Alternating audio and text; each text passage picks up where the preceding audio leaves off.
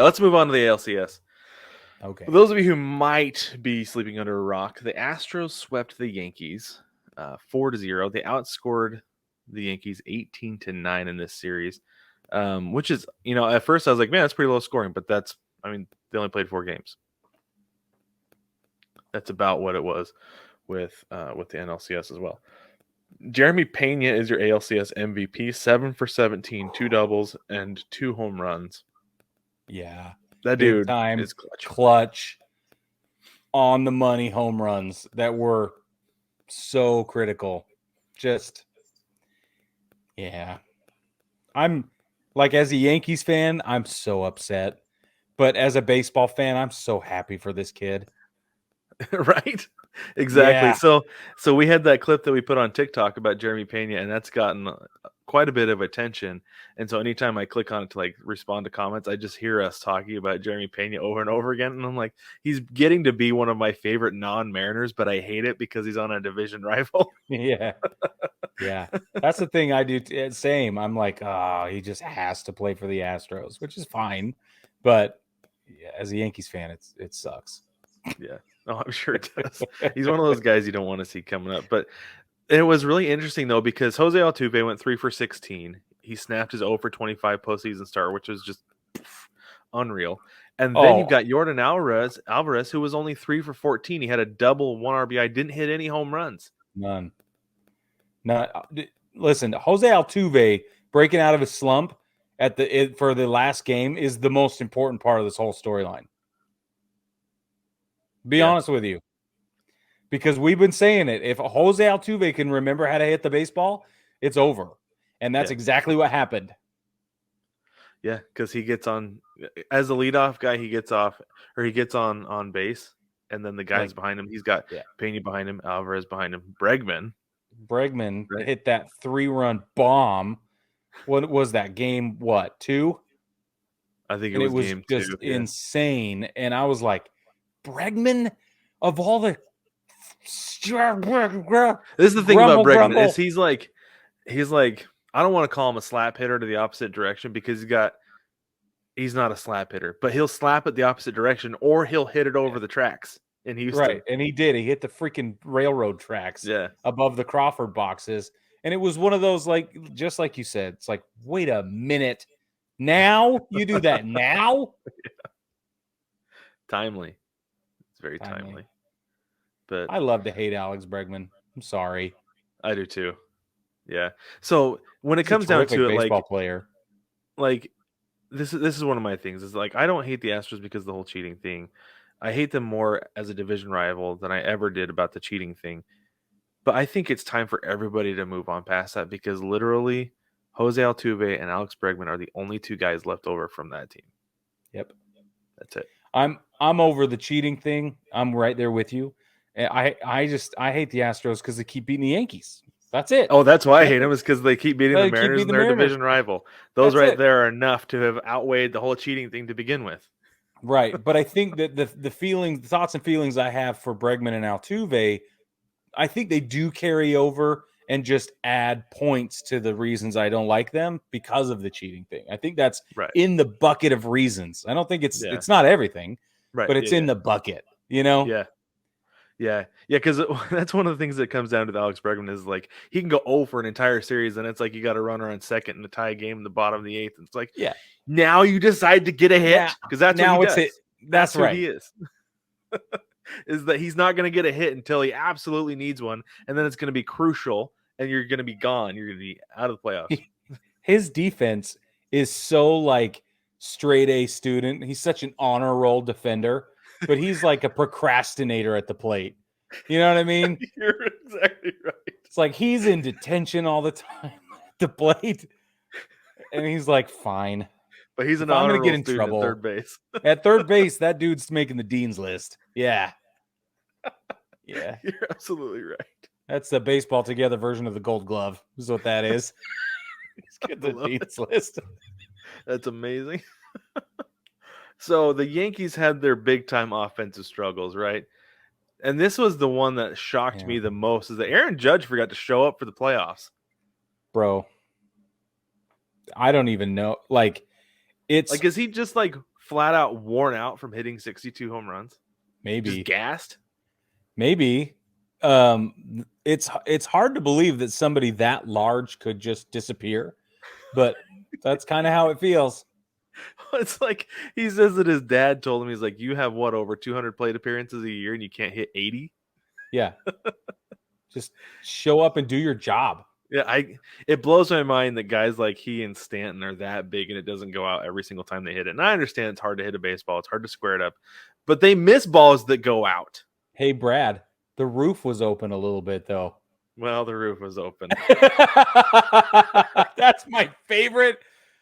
Okay, hold on. I'm switching my hat around. Throw the tie over the shoulder. This is not Homer Brig. This is not Yankees fan Homer Brig. The fact that everybody said, but if the roof wasn't open, makes me so mad as a Yankees fan. It is the largest, like, pat yourself on the back, try to feel it.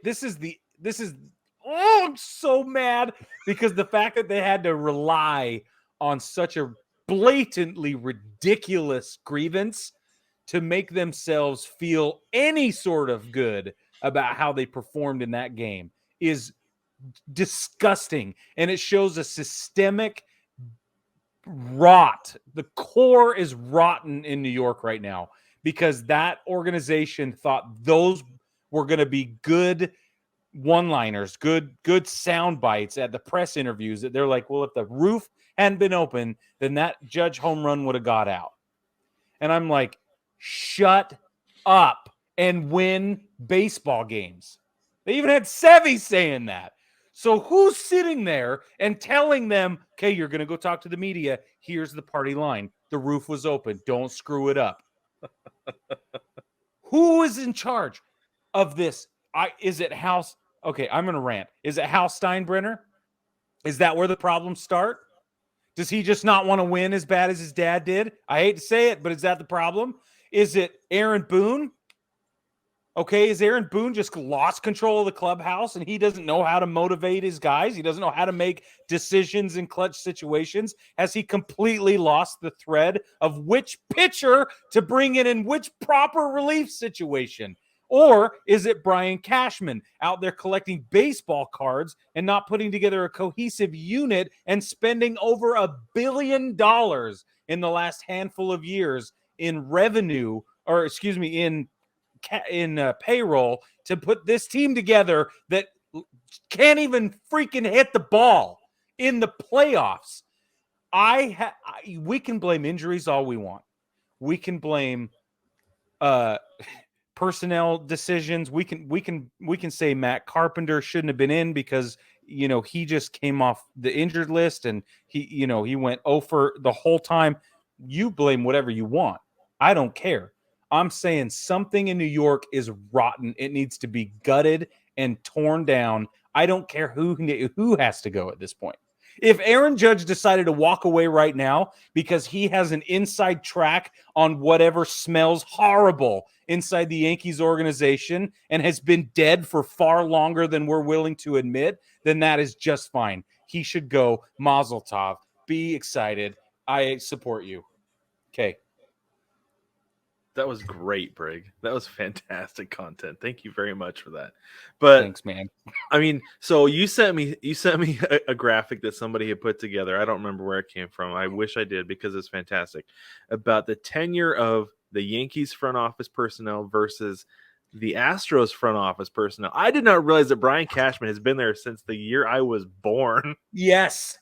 Holy cow. Yes. That is wildly inappropriate. I'm sorry. For somebody to have a job as a GM for that long, I don't care that you had a stretch of World Series in the 90s. I don't care that you won a World Series even in 2009. You haven't made it back since. And somebody's got to do something and be like, you know what? Let's just mix it up. We'll bring in somebody fresh. Like, is he the one calling the shots over there? Is he the one? Are they waiting on him to resign or fire himself? Is that what's going on in New York? Fire himself. Brian Cashman? I mean, he's not going to. Why would he? He won't. If they're like, hey, would you like to leave or stay on? I would like to stay on and give myself a pay raise. Go for it. Like, is that what's going on? He makes $3 million a year. So maybe he hasn't gotten a pay raise since '86. Because that's not very much for a GM. If I'm not mistaken, he's on a 1-year extended contract that expired at the end of the season. I'm going to verify it really quick. Okay. He's been the full-time GM since 1998. Okay. He got hired so he's been in the organization. Okay. So he's been in the organization since '86. All right. Correct. But his current contract, I got to find it. I can't find it. So it sounds like, to me, it sounds like he's on his way out soon. I think it's a 1-year, $300,000 contract. I think, but I don't know. If it's not this year, I think it's going to be next. Because now it's $5 million net salary. Anyway, it doesn't matter. Whatever. Anyway, he's got to go.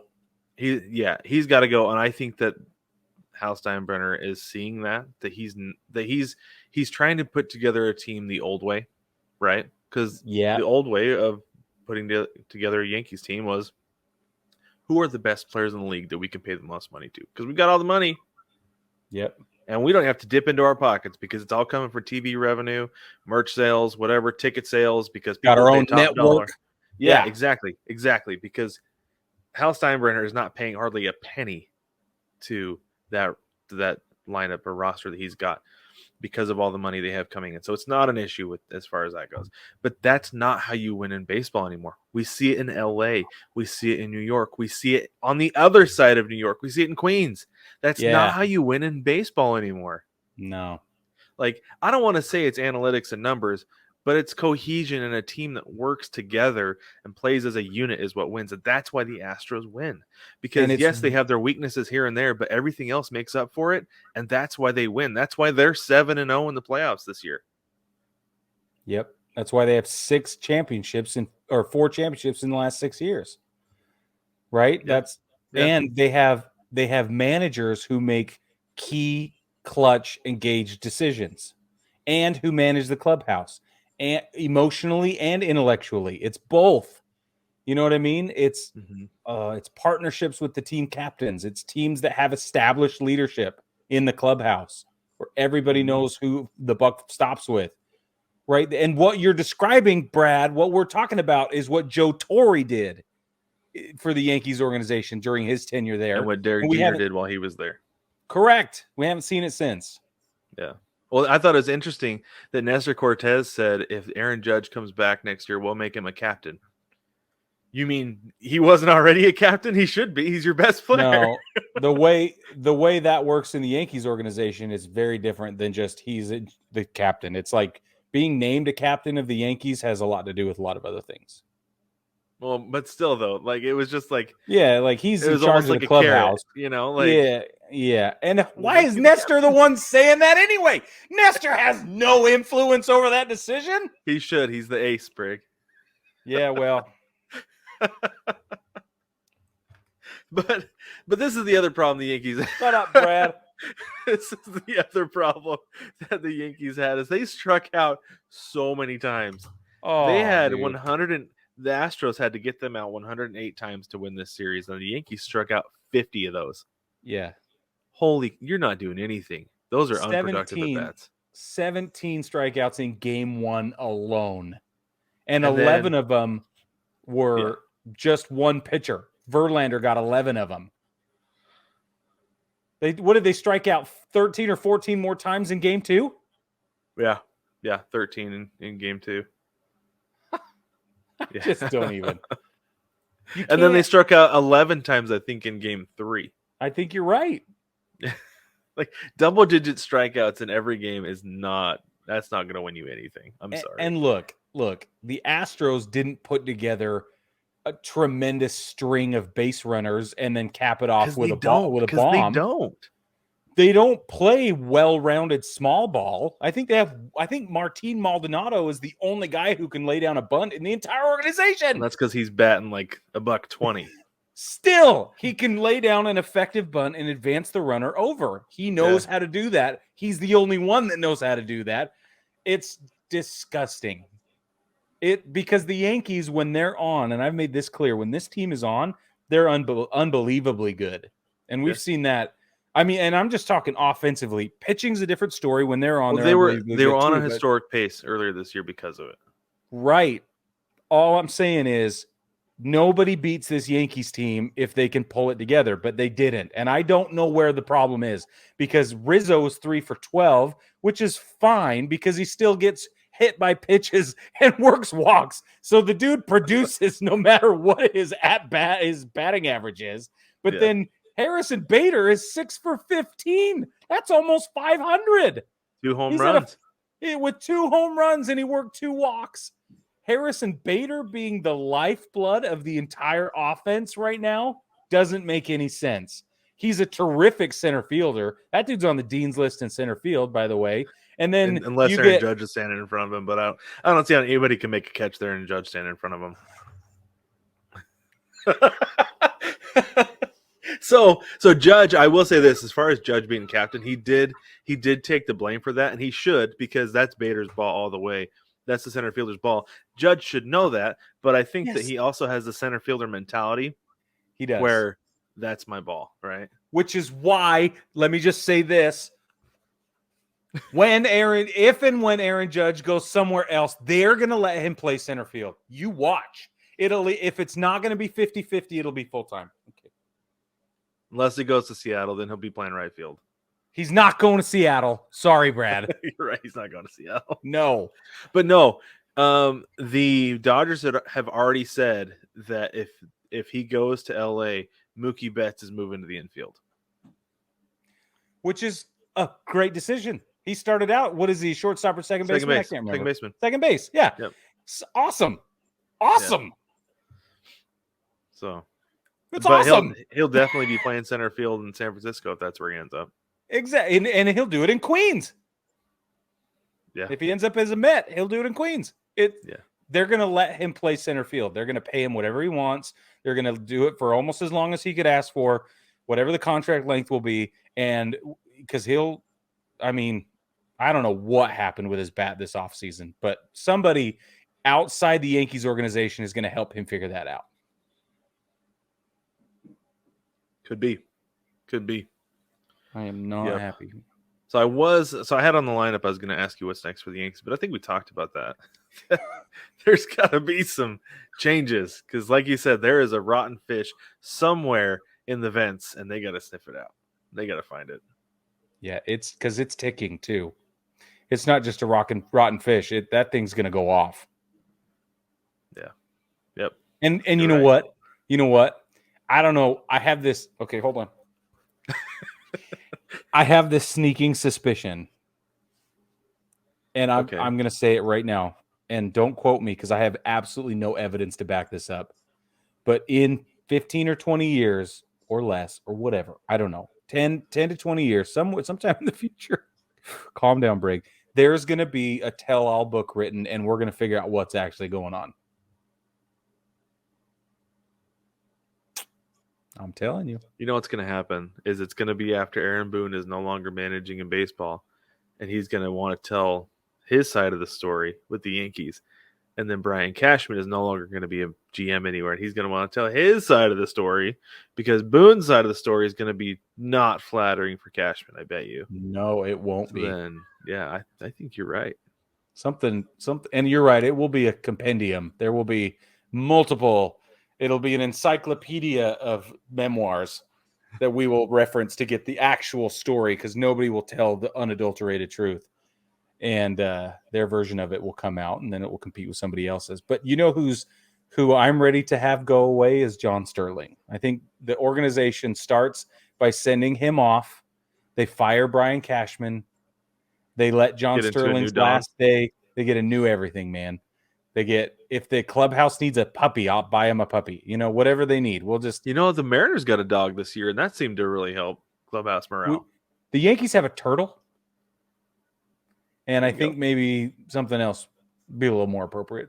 Because as soon as a turtle ends up on his back, he's in trouble. You're right. Yeah. You know what I'm saying? Pick a better freaking mascot. Okay, if you want a turtle to be the representation of the tone of your team, then you're gonna get turtle performance, man. All right, pick a more capable inspiration. There you go. Did you have anything else you wanted to get off your chest, Melancholy Brig? I really love Kyle Schwarber, and I am so happy for him.